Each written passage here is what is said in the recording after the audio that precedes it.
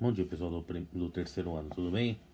Bom, dando uma continuidade às nossas aulas de História da Arte, a gente vai tratar de mais uma das nossas vanguardas europeias aí. Tratamos na aula passada sobre o impressionismo, agora a gente dá continuidade tratando do expressionismo, que surgiu na Alemanha no fim do século XIX, um período que o país vivia guerras, né? Isso vai ser bastante marcante no contexto da Primeira Guerra Mundial, né?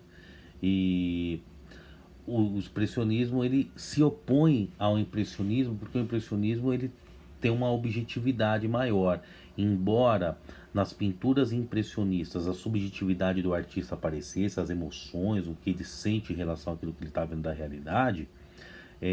Havia uma técnica, havia uma objetividade na apreensão do mundo. O expressionismo ele deixa muito clara a expressão da emoção artística, daí o nome, tá? As obras apresentam distorções, então vocês vão perceber que essa coisa da emoção é muito marcante no expressionismo, tá? Então, era um mundo depressivo, assustado com o contexto de guerras que se vivenciava e os artistas sentiam-se à vontade no expressionismo para mostrar a sensação que eles tinham do mundo em que eles viviam, beleza?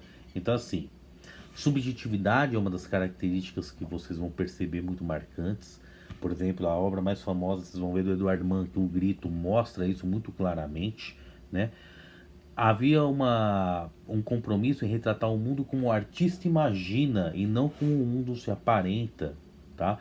Então, embora eles retratassem muitos problemas sociais, não tinham preocupação em reproduzir o mundo de maneira perfeita, mas sim expressando aquilo que o artista imagina do mundo em que ele vive, tá? Então, a subjetividade é uma coisa que aparece muito. É, Outras características que são marcantes é o estado psicológico das pessoas. Normalmente são obras que geram grande impacto naquele que está vendo, no espectador, porque elas mostram pessoas no seu estado emocional, normalmente de depressão, de transtorno pelo período de entreguerras, tá? E não tem nenhum comprometimento com a realidade, ou seja, não há preocupação em retratar fielmente a natureza, há uma preocupação em transmitir subjetividade, emotividade, como eu falei mesmo, tá? Então, outras características são importantes, né? As cores fortes e agressivas, até para demonstrar o sentimento, né? E a deformação da realidade. Com o propósito de gerar impacto, esses dois elementos, as cores fortes e a deformação da realidade, acabam, de certa forma, surpreendendo, impactando de fato o espectador, aquele que aprecia a obra, tá? Bom, isso nós vimos na pintura. A arquitetura, ela tem uma certa liberdade, também usa diversos materiais, né? Diversos materiais são permitidos no uso da arquitetura expressionista. Está dentro do modernismo e apresenta excentricidade, né? É excêntrica, é incomum. Vocês podem ver, por exemplo, as construções do Niemeyer, né? Algumas esculturas do Niemeyer, né? Desculpa, arquiteturas do Niemeyer, do Oscar Niemeyer, que é um engenheiro brasileiro famosíssimo, tem grande influência do expressionismo em um dos slides, e nesses slides que eu mandei para vocês, vocês perceberão algumas imagens, tá? São bem excêntricas, bem diferentes mesmo, tá? Os principais nomes, gente, do expressionismo, a gente pode destacar aí Van Gogh, o Edward Munch, que é o cara que é considerado um dos que deu o início, né? E o Pablo Picasso. Então, falando um pouquinho do Van Gogh, esse holandês que nasceu em 1853, ele morou com o irmão, com a cunhada, né? Normalmente ele voltava as pinturas dele para as pessoas do campo, para o cotidiano do trabalhador do campo. Só que o Van Gogh, a princípio, tinha influência do impressionismo, então havia uma certa objetividade na pintura dele, né? Uma preocupação em ser um pouco mais realista.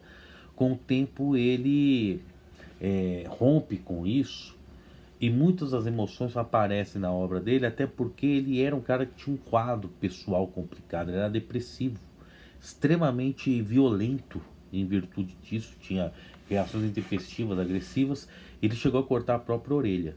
Ele tem um fim trágico. Quando ele foi internado numa clínica, pouco tempo depois ele recebeu alta, mas ele não se conformava com a sua situação e deu um tiro no peito e acabou morrendo 3 dias depois que foi solto, tá? Que foi liberado da clínica. Então Van Gogh tem um histórico bem triste, tá? Embora seja um artista reconhecidamente brilhante. O Pablo Picasso, espanhol, nasceu em 1881, e o trabalho dele é dividido entre fases, né? Por exemplo, vocês têm no slide as fases azul e a fase rosa, é porque havia um predomínio na pigmentação dos planos de fundo da obra dele, né? Então, em determinado momento, a pigmentação azul predominava e depois a pigmentação rosa, por exemplo, tá? E a obra mais famosa dele é Guernica, que é um quadro que mostra o sentimento dele em relação à Guerra Civil Espanhola, né? O desespero, a angústia que a Guerra Civil Espanhola gera, tá? E nós temos o Edvard Munch, norueguês, nasceu em 1863. Ele é responsável pela obra O Grito, que é muito famosa dentre as obras expressionistas, considerada até um dos marcos iniciais por muitos estudiosos, e tem uma vida marcada por doença mental, por morte, por fanatismo religioso, né? Então o Edvard Munch também vai expressar na obra dele muito do seu cotidiano, né? A obra O Grito foi pintada em 1893, né? Vocês podem ver que é uma figura andrógena, você não consegue identificar se é homem, se é mulher, ali numa ponte, né? Com um estado de saúde precário, bem magro, né? Aparentemente doente, e dá o grito. E essas ondas sonoras distorcem todo o ambiente com o grito, né? Mostrando a angústia dele, como isso afeta o redor, menos a ponte, que é um objeto inanimado, né? Uma natureza morta, então não é afetada.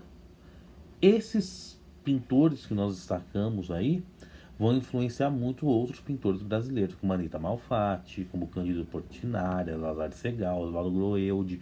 Então, na, eh, na produção artística brasileira, você vai identificar muitos artistas que realmente foram influenciados pelo expressionismo e vão se apresentar na Semana de Arte Moderna de 22, que a gente vem citando bastante.